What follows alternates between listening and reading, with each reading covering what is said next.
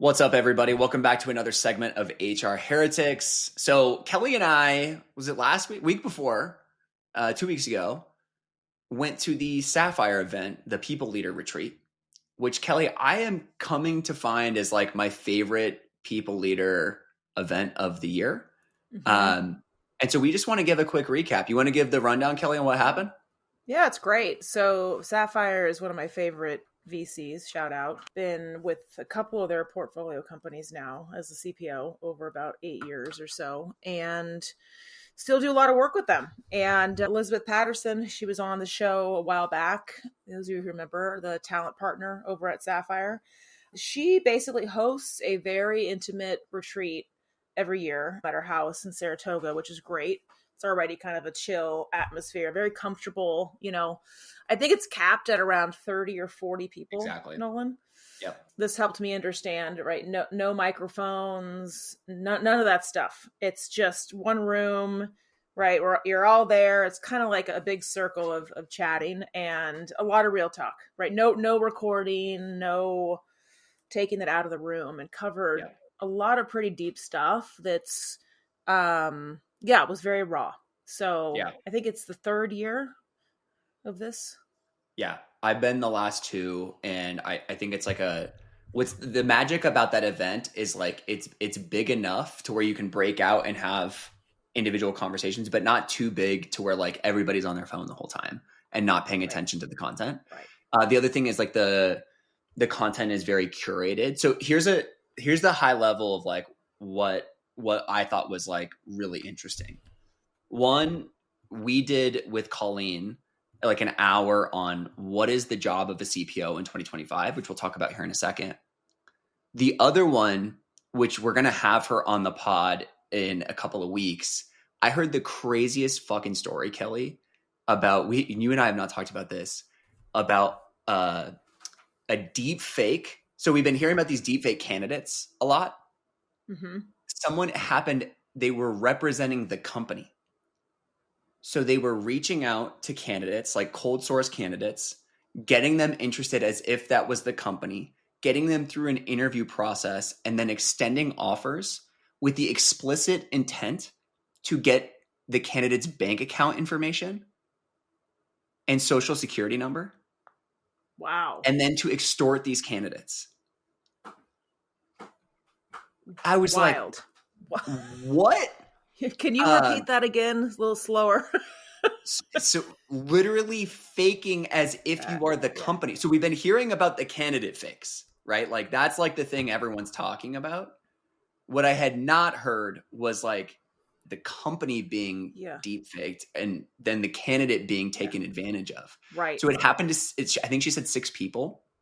Interestingly enough, like, because then I was like, how'd you find out? And of course the answer is like, well, like somebody kind of had like a weird inkling that this wasn't us. They picked up the phone, they called me, and they're like, hey, like I just got an offer for you. I just want to make sure like this is legit. And turned out it wasn't. And so then the next question is like, well, what do you do? And she's like, yeah, so we got together as an exec team. We talked to all these candidates. Like, we kind of like put our recruiting team on alert. But like you can't like broadcast, like even if you broadcast it on your LinkedIn, not potentially candidates won't see it. So and I was like, did you call the FBI? She's like, I did call the FBI. I'm like, oh my God. So we're having her on the pod in a couple of weeks to talk about this because like, I think this is going to be the next wave of fraud that we as people and talent leaders and candidly as company builders are going to have to deal with. But that was like the wildest story that I heard. It's just, I don't know about the rest of everyone, but I am disheartened and overwhelmed. This is insane, Nolan. This is like, I was telling my mom 4 years ago, I'm like, listen, don't respond to these emails and that, right? I mean, you get elderly fakes and now we're all getting, I almost fell for an email the other day. And the only reason I didn't do it is my wife was like, look at the bottom at the 2-point font that has the year from last year, not this year. I was like, what? It's crazy. Yeah, just quickly on that topic, it's like I've been getting, I haven't fallen for it yet, but I almost clicked it one time, like the text message from Coinbase saying like your password's been reset. Like I was like, oh, like I called I was like, hey, did you just do this? She's like, no. The other crazy one that happened recently was to Pelion, who led our Series A for Continuum. This deepfake is crazy. So normally it's like some crazy ass email. That's how you can kind of like figure out like it's scammy. This fraudster bought a domain, and so it's normally pelionvp.com, and they did pelionvps.com, and it looked they had everything else like totally nailed and like requesting capital from LPs. So like Yeah, okay, so there's it's this whole nuts. But this okay, is the kind of stuff you get at this retreat, is what we're saying. Like, it's very raw. It's yeah, great to kind of go deep with folks. And we talked about Transform the other day. I mean, the diversity of people in this room, I liked a lot, because you yeah, have business leaders, CEOs, board members, VC partners, talent leaders, people leaders. It was great. yeah. So I want to talk about quickly our segment with Colleen, which was, what is the job of a chief people officer in 2025? And I think the cliff notes for the audience is there is not one right way. Like, Kelly had a perspective, Colleen had a perspective, I had a perspective, audience members had a perspective. And so if you hear people say like, this is this is how to do this thing, like it should be immediately red flags, because it's like not real. So there is no right way. I would say the other cliff note for me is that everything's being re-underwritten. So like the job that you had in 2015 is different from the job that you had in 2020 to 2022, is different from the job that you currently have today. And so I think the big takeaways for us, Kelly, was like, number one, you got to make sure that you're aligned with your executive team, and like how to get realigned, especially if like things are feeling like a little unsettled, like how to actually like go and have this conversation and like making the implicit explicit with your CEO and your executive team. And then also on that thread is like, you got to get clear with them on what they think you should be doing. It's one thing to say like, this is what I think, and you should obviously come with that and submit that. But, I think the days of like, this is what an HR leader does, I don't think I don't think it's valid anymore. And I think those days are over. Yeah, I think there was a lot of talk around it. It is different in every company. So if you have a combination of all the people leaders and all the companies and all the founders, you have every combination within that. You know what I mean? So we Yeah. talked a lot about, forget what everyone else is saying, or the trauma that you might have had from your last company of what they said you should be doing, or the potential bliss. It was a perfect place and you were so happy. Not everywhere is going to be like that. So Yeah. we really talked about the importance of being clear on what you think the job is. And the three of us talked about some of those aspects and how we spend our time, and some litmus test things you can do as far as, are you spending your time wisely? Second, on how to suss out and really understand, is it the right place for you? And I said early in my career, 2013, 2012, I was not good at that. I did not do that well, and that bit me hard. And we learned from that. And I said to the group, I said, listen, you got to spend time with these people. I don't mean like one dinner and a 6-hour interview day. Like, I'm fucking talking about hours on hours, because I mean, you and I have talked about this even with each other. The more time you spend with someone and the more reps, the less fake they can be, right? You can't kind of turn it on all the time forever. So Yep. spend time in different forums over time with folks. And if it's a remote job or hybrid, I have a client right now and they're talking about taking a job in a different state. I'm like, you tell them you want to go out there for like 5 days straight and Totally. spend time. And if they balk, you're gone. So that was something that I learned, is to spend a lot of time getting to know, not just what they think about the company, Nolan, but who they are as a person, like what they care about, what they Yep. value, what they think outside of work and life and all the things, because you're living with that person. And most of the time, forget about people leaders, but any C-level role, the main reason those things don't work out and we exit those executives usually isn't because of their technical or functional skills. It's because of the chemistry, the fit, the relationship, the philosophies not fitting between the CEO and that leader. Yep. Totally. The other interesting thread was how do we think about like where our moral boundary is versus like running experiments. And this thread was really interesting because it hit on something we haven't talked about, Kelly, which is like I think a lot of these experiments that founders and other executives want to run right now are incongruent with how HR leaders believe companies should be run. And so it was a great question from Jasmine, who was like, well, how should I think about these things of like, what is like, where is my moral boundary on these things? Because I'm coming in with preconceived notions on like, this is the right way to do stuff. And this is like treating people the right way. And I thought it was like one of those kind of like eye-opening moments for me. Like, oh shit, like I think this is actually happening right now across the industry, which is potentially the reason why people are feeling so unsettled. And like, it was a little bit, so what we discussed was like, what my take on this was like, look, number one, you need to understand where your moral boundaries are. And this person asked me, she was like, well, what are yours? And I was like, anything harassment, like obviously it's like anything harassment related, right? Like anything that like treats in on purpose treats people like shit.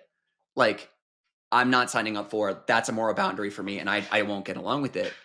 But the story I told was like, when I was at Carta, one of the things I learned from Henry is some of these radical ideas that I thought would just be like, we're going to just fall flat on our face and look like assholes in front of the entire company. I was wrong about. And that really opened up my aperture for like the possibility of what could, thinking about it instead of what could go wrong, thinking about it as like what could go right.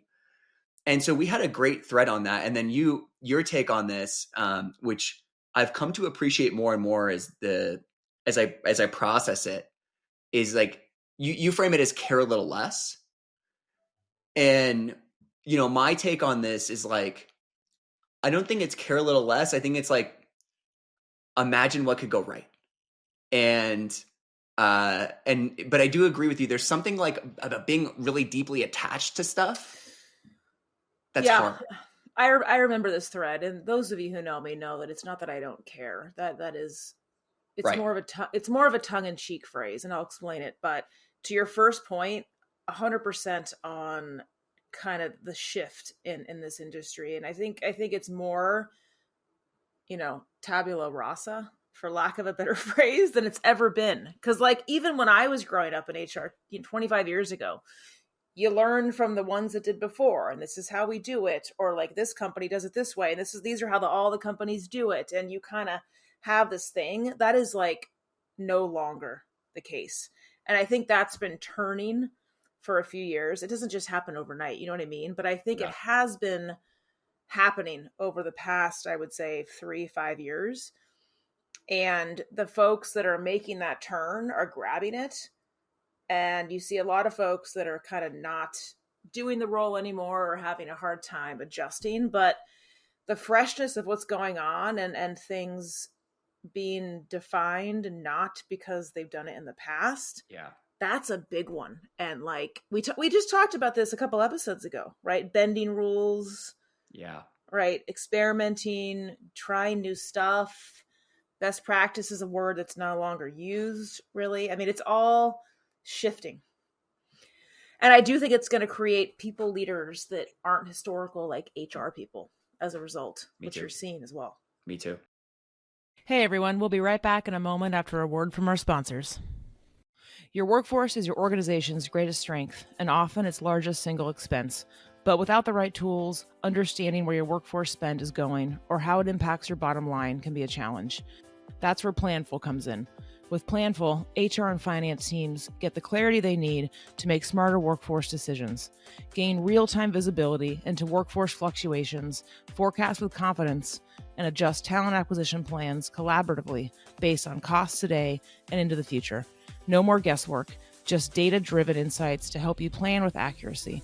And the best part, Planful is fast and easy to implement, so you can be up and running in weeks, not months, with minimal IT support.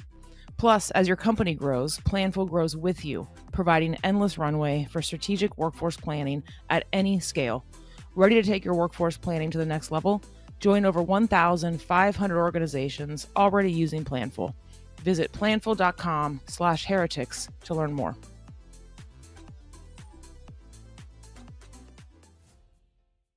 I must admit, I used to believe that AI didn't actually exist in recruiting or HR. That is until my friend Heather Doche, who leads talent at Signalfire, told me to check out Metaview. I got into the product and was like, wow, AI actually does exist in recruiting, and this product is sick. Metaview is the world's #1 AI scribe built specifically for recruiting. Their AI records and transcribes hiring conversations, like intakes, interviews, and debriefs, then provides perfectly summarized notes of everything that was discussed. I've seen firsthand how tough it can be to extract consistently high-quality data from candidate conversations. I've been in debriefs where interviewers told us about their feelings instead of what actually happened in the interview. And I've seen VPs and CEOs block hires because they didn't learn anything from skeleton scorecards. Metaview changes everything. With perfect notes from every conversation, your people can focus on creating a human connection with candidates, and they can save time on the busy work of cleaning up notes after every interview. But it's so much more than just a time saver, because perfect notes means perfect data. For every candidate and every pipeline, hiring teams can make confident, informed decisions, and talent leaders can finally take control of the interview process. Metaview covers all your compliance needs, works with all your existing tools, and takes less than 3 minutes to set up. Join talent leaders at organizations like Brex, Deal, HelloFresh, and Quora, and check out Metaview. Head over to metaview.ai/heretics to talk to one of Metaview's product experts. Tell them that me and Kelly sent you. Or you could just go to their website and get started for free. You'll be up, running, and AI-enabled in minutes. Okay, and on the care a little less, we talked about this too, and I think I just want to clarify my point, because I fell into this early on. When people leaders grab the wheel so tight on everything that's thrown at them and stress about it and think about it and try to fix it and, try to just hit every ball that's hit at them, I do believe it causes burnout. I believe it makes us more ineffective. And my point is, I think those of us who lasted a long time in this role, sometimes you just got to be like, look, you're a ding dong. You're not going to get it. I'm not going to sit here till my face turns blue and I miss my family dinner going around the circle with you. Like, sometimes you have to figure out when to let things go, I guess, is my bigger point, Nolan, and how to spend your calories more wisely, maybe compartmentalize a little bit. And it's not just business and HR, right? We see this with my brother's a paramedic. Like, you have to figure out how to do that, I think, across the board, or else you don't survive. It's so well said. And it's something that I'm slowly talking right now because I'm still processing for myself as one of those things that, like, I'm personally working on. Yeah. Like, I just talked to a client this morning. They were so spun up. Yeah. And literally, like, I could feel the anxiety and all the things coming through the screen on something where I was like, look, this probably isn't one of those things. And because you're doing this, you're burning yourself out. You're spinning your wheels. You're probably spending political capital that you're wasting. Totally. And you're not spending it over here, which is where it really matters. And I made the mistakes too, but it's a marathon, not a sprint, I guess is what I'm saying. And sometimes you got to care a little less when it makes sense and know when you can't. Yeah. The last big thread was like finding peers outside of your company that you can lean on. Right. And so it was really interesting because, like, what I always get from this event specifically is, like, you're actually getting, like, real conversation and people workshopping ideas. Yeah. And I think a lot of other conferences are very performative. So it's like, oh, we have, like, everything figured out. And it's, like, so full of shit. Like, of course you don't. Yeah, of course you don't. It's like immediately when you hear people just, like, preaching gospel, you're like, stop. Yeah. Like, at the happy hour, you're like, okay, give me the real deal.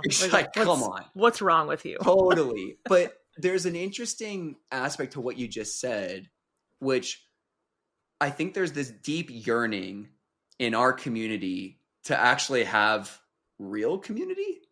Like, you and Colleen are on this text thread, and it's like, shit'll go on, and like, we'll ping in the thread, and then we'll actually workshop ideas with each other. And I would just say that whether it's through a coach, a mentor, a small group, you got to figure it out. But if you are in one of these jobs, and it's not just for HR talent leaders, this is for everybody. Like, you got to have people outside of your company who can provide other perspectives and to challenge your thinking so that you're not doing what Kelli was just talking about, which is like spending political capital on things that are very low ROI.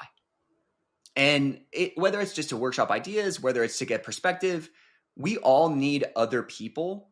And I actually think you need other people outside of the company. And I think this was a big thread there, is like a realization for me.